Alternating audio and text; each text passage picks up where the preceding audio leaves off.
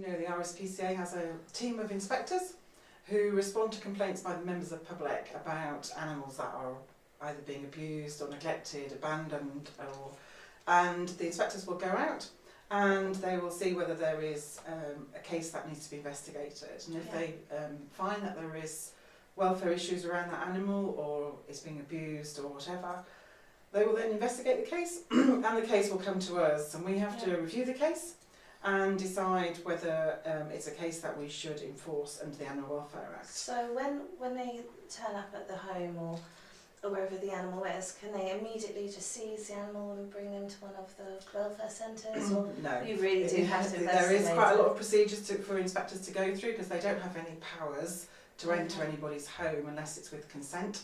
So if it is with consent, obviously they can remove the animal if the owner consents, but if they don't, then they have to go through some legal procedures in order to be able to remove an animal from that situation.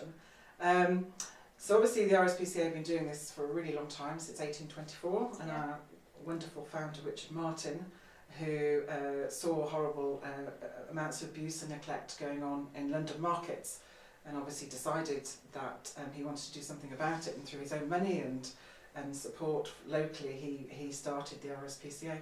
Really? Which obviously wasn't the royal then, it got patronaged by Queen Victoria sometime later, but yes, he started it out of his own money, and obviously it has grown into the RSPCA that is today.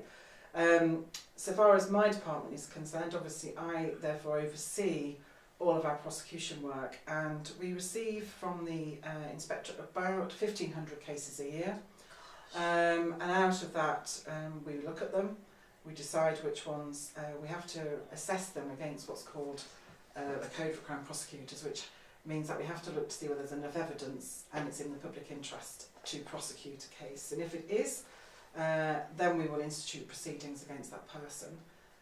Just to put it into context of how many people, we prosecuted just under 800 people last year for animal welfare offences. And what type of things are these? Just it's so wide-ranging because, of course, we deal with all animals, including wildlife. So it can range from people starving their dogs, abandoning their animals,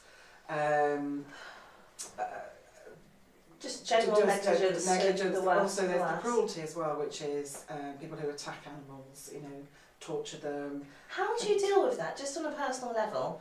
When you know there's, let's say, a suspect, you know someone is deliberately torturing and hurting an animal, how do you carry yourself? Because I just can't imagine me being calm and saying, let me deal with this and investigate. Well, you have to deal with it professionally, because it's my job. Of course.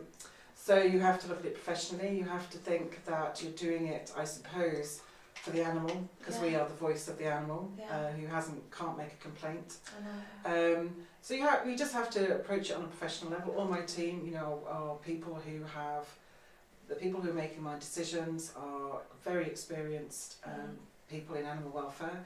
So we have and I suppose you just have to look at it. You never can condone it. You can be horrified and shocked, and I still am at some of the abuse I see. But I have to look at my job and what I'm trying to achieve by enforcing it. And is it hard to switch off when you go home?